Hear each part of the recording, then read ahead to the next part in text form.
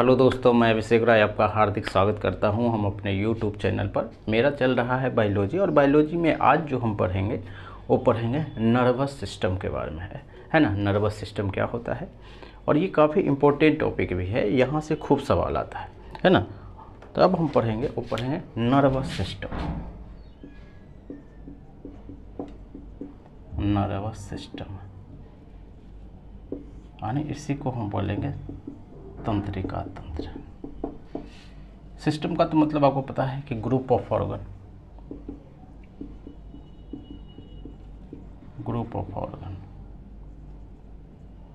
है ना। और नर्वस का मतलब ये होता है कि जो हमारा शरीर है उसको क्या करना है, कंट्रोल एंड कोऑर्डिनेट करना। तो हम बोलेंगे नियंत्रण एंड समन्वय करना, है ना। आपका शरीर कैसे काम करता है वो नर्वस सिस्टम डिसाइड करता है ना। और इसमें जो जो अंग भाग लेता है उस सारे ऑर्गन को अगर हम जोड़ दें तो उसी को हम बोलेंगे नर्वस सिस्टम, है ना। आगे कैसे काम होता है हम जैसे जैसे बात करेंगे वो चीज़ें क्लियर होता जाएगा, है ना। ये जो नर्वस सिस्टम है वो तीन टाइप का है।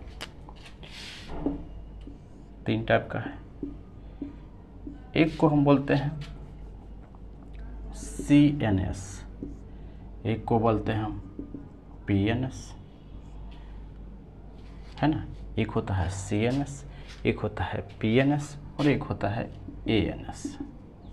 अब इसका क्या मतलब है, यानी नर्वस सिस्टम तीन टाइप का होता है। एक होता है CNS, PNS और ANS।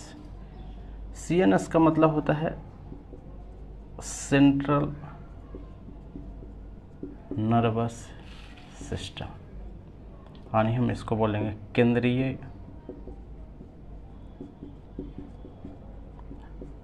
तंत्रिका तंत्र। PNS का मतलब है कि पेरीफेरल नर्वस सिस्टम, है ना, नर्वस सिस्टम। और ANS का मतलब है ऑटोनोमस, क्या है, नर्वस सिस्टम। पेरिफेरल का मतलब होता है परिधीय तंत्रिका तंत्र, और ये होता है स्वायत्त तंत्रिका तंत्र, है ना। जो हमसे सवाल पूछा जाता है वो सिर्फ पूछा जाता है इससे, सेंट्रल नर्वस सिस्टम से, है ना। लेकिन हम दोनों बात करेंगे, थोड़ा थोड़ा बात हम इस पर भी कर लेंगे, PNS पर भी कर लेंगे और ANS पर भी कर लेंगे, है ना। ये जो सेंट्रल नर्वस सिस्टम है उसमें हम दो चीज़ों के बारे में पढ़ते हैं।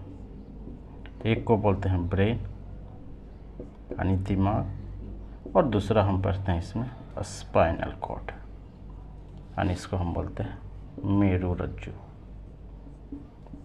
है ना। तो सबसे महत्वपूर्ण चीज़ क्या है, दिमाग और मेरुरज्जु यानी सेंट्रल नर्वस सिस्टम, है ना। तो अब जो हम बात करेंगे वो हम बात करेंगे ब्रेन पे, दिमाग पे। क्लियर।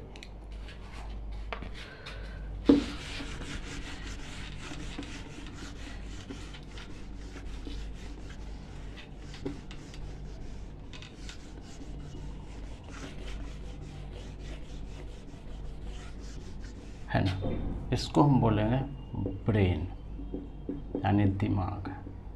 किसका दिमाग, मानव का दिमाग। हम ह्यूमन का दिमाग पढ़ेंगे, हम ऐसा नहीं कि गाय भैंस बकरी किसी का भी पढ़ेंगे नहीं, है ना, ये चीज़ है।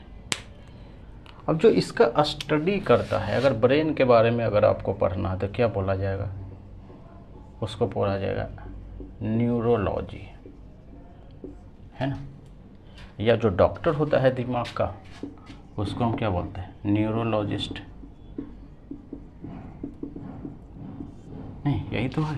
तो ये आता है कि दिमाग को पढ़ने जो संरचना है या दिमाग का जो स्टडी है उसको हम क्या बोलेंगे, न्यूरोलॉजी। या न्यूरोलॉजी हम किसके स्टडी को बोलते हैं, तो आपको बताना है ब्रेन का,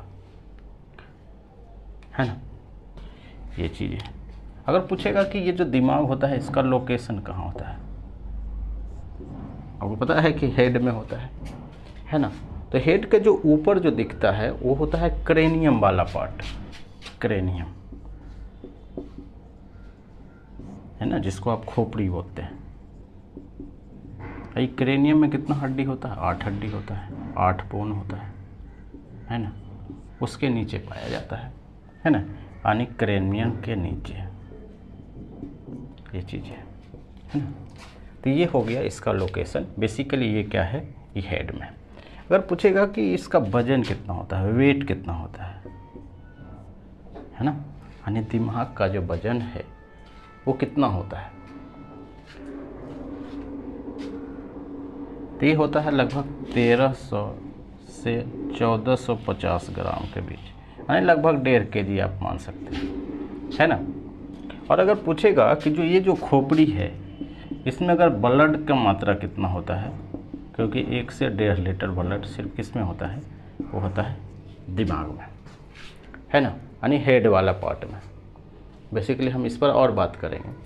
अगर पूछेगा कि टोटल बॉडी वेट यानी वजन कितना है, 1300 से 1450 ग्राम, ये टोटल बॉडी वेट का कितना होना चाहिए, total body weight, total body weight का लगभग 2% होना चाहिए, क्या, दिमाग का जो है वजन उतना होना चाहिए, है ना।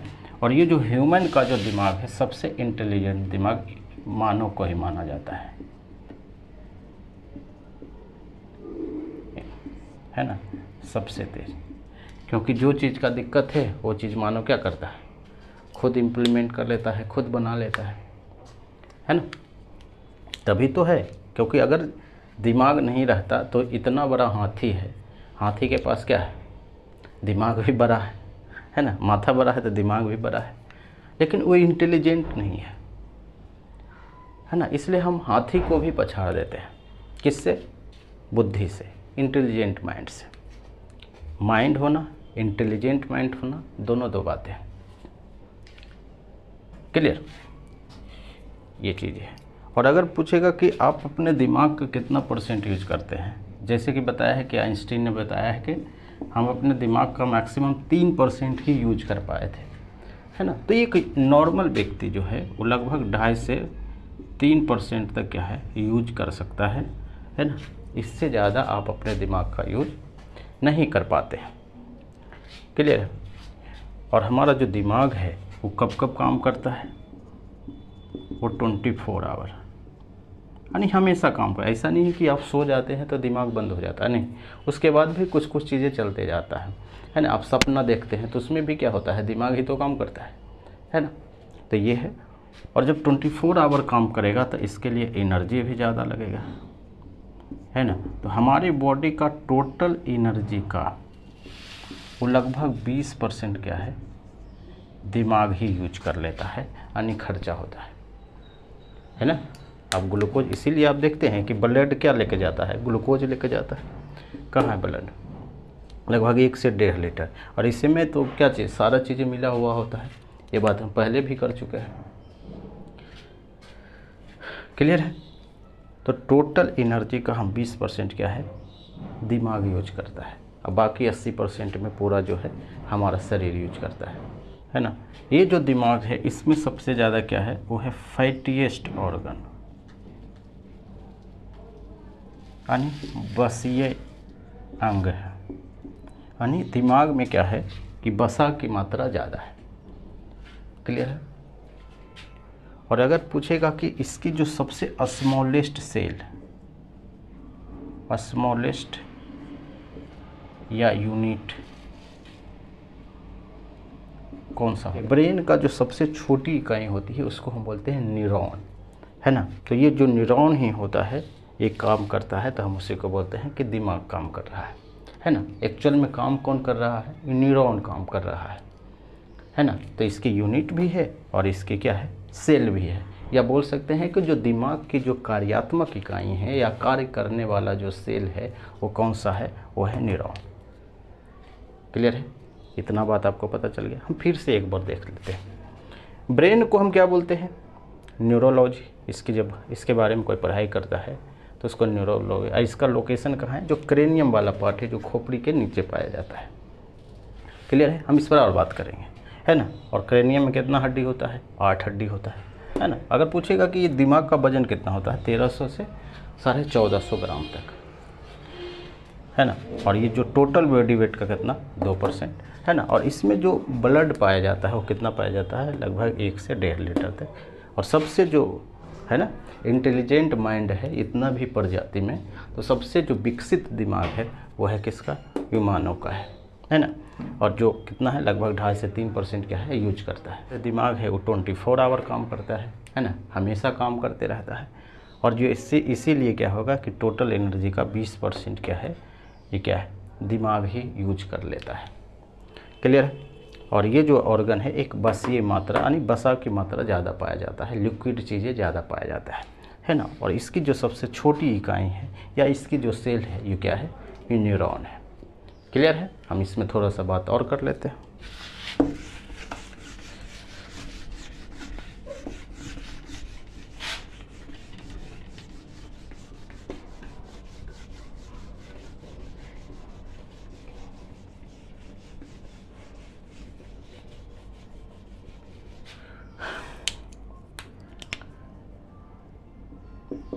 न्यूरॉन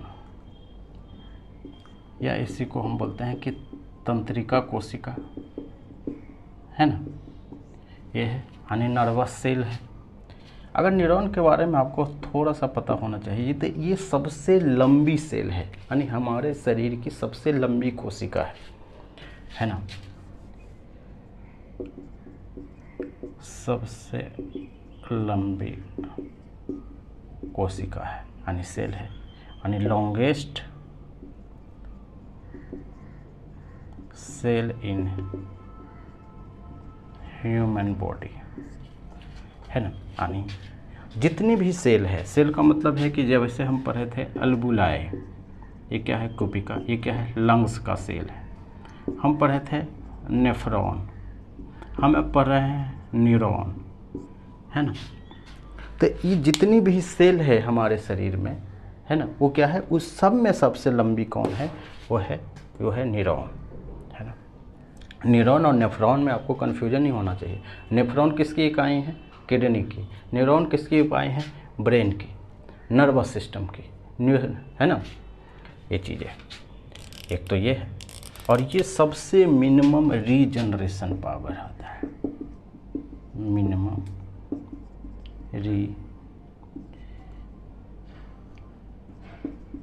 रीजनरेशन पावर, यानी सबसे कम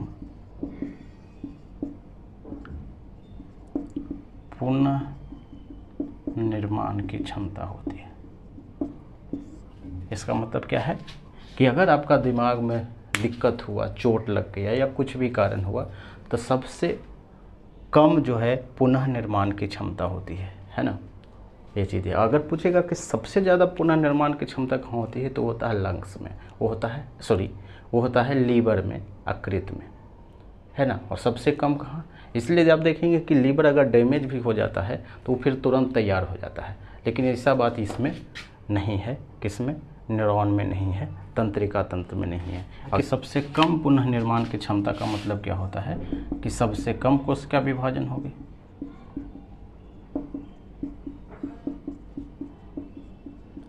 कोशिका विभाजन से ही तो नया कोशिका बनता है, नया सेल बनता है। ये बात हम सेल में भी कर लिए। और सबसे ज़्यादा कोशिका विभाजन कहाँ होगा, वो होगा क्या, लीवर में, वो होगा यकृत में। क्लियर।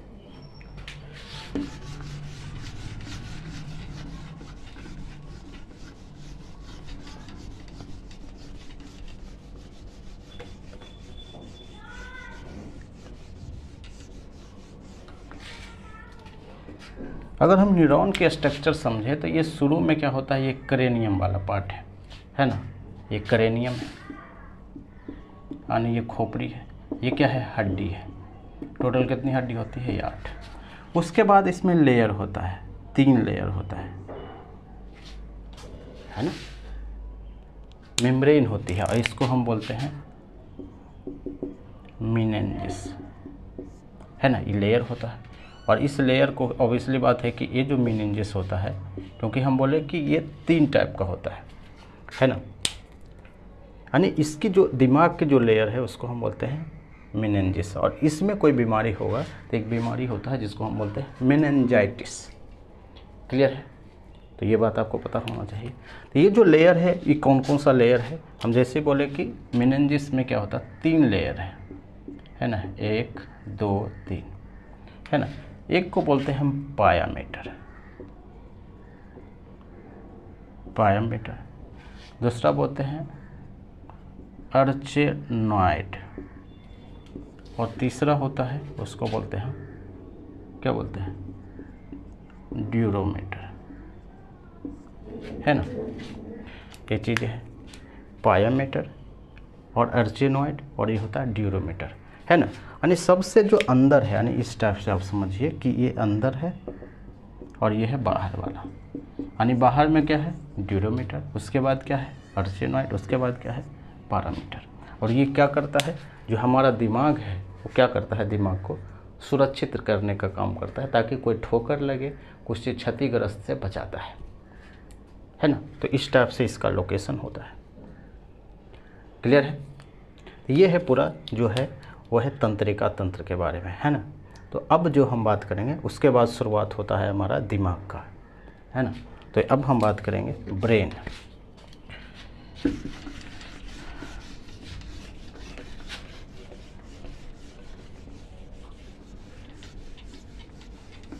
ब्रेन, या इसको हम बोल सकते हैं ह्यूमन ब्रेन। इसको हम 3 भाग में बांटते हैं दिमाग को। एक को हम बोलते हैं फोर ब्रेन, यानी इसको हम बोलते हैं अग्र मस्तिष्क, आगे वाला मस्तिष्क फोर ब्रेन। दूसरा होता है उसको हम बोलते हैं मिड ब्रेन, इसको बोलते हैं मध्य मस्तिष्क, मध्य मस्तिष्क। और तीसरा होता है जिसको हम बोलते हैं पश्च ब्रेन, पश्च या पश्च मस्तिष्क।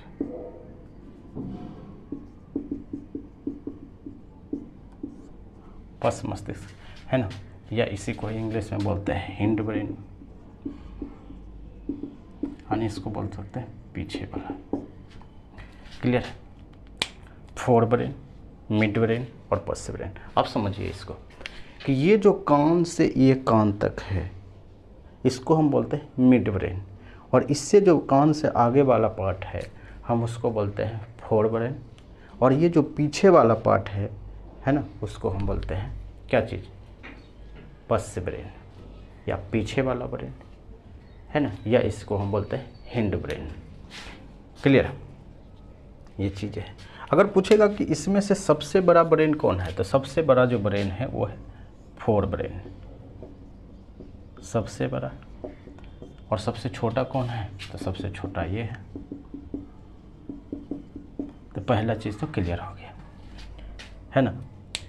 अगर हम इसी में थोड़ा सा और अंदर जाएं तो इसमें जो ब्रेन होता है इसको हम 3 भाग में बांटते हैं। कौन कौन सा? एक को हम बोलते हैं थाइलेमस, और एक को बोलते हैं हम हाइपोथैलेमस,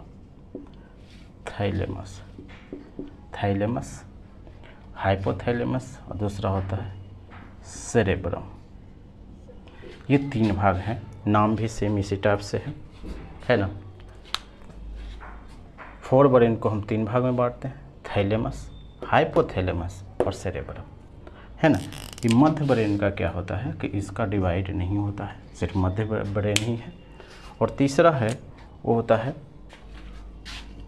जो पश्च ब्रेन है, इसका भी 3 भाग है। एक को बोलते हैं हम पोन्स बेरोलाई, और एक होता है मेडुला ऑब्लंगाटा, और एक होता है cerebellum.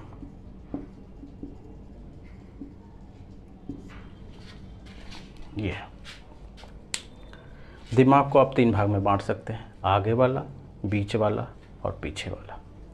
Fore brain, mid brain और हिंड ब्रेन, ठीक है। सबसे बड़ा जो ब्रेन होता है वो होता है फोर ब्रेन, है ना। और उसके बाद सबसे छोटा होता है, ये क्या होता है, ये होता है क्या चीज़, ये होता है मिड ब्रेन, है ना। और बीच वाला क्या है, ये है हिंड ब्रेन। ना छोटा होता है ना बड़ा होता है। क्लियर है। फोर ब्रेन को 3 भाग में आप बांट सकते हैं, थैलेमस, हाइपोथैलेमस, सेरेब्रम, है ना। और हिंड ब्रेन को भी आप 3 भाग में बांट सकते हैं, पोन्स बेरुलाई, मेडुला ऑब्लंगाटा और सेरेबेलम। क्लियर है। ये पूरा है दिमाग का स्ट्रक्चर, है ना। आगे हम इसका स्ट्रक्चर के बारे में पढ़ेंगे और इसका काम के बारे में पढ़ेंगे, यानी कैसे हमारा दिमाग काम करता है। क्लियर है। तो आज भर इतना ही है ना। Thank you.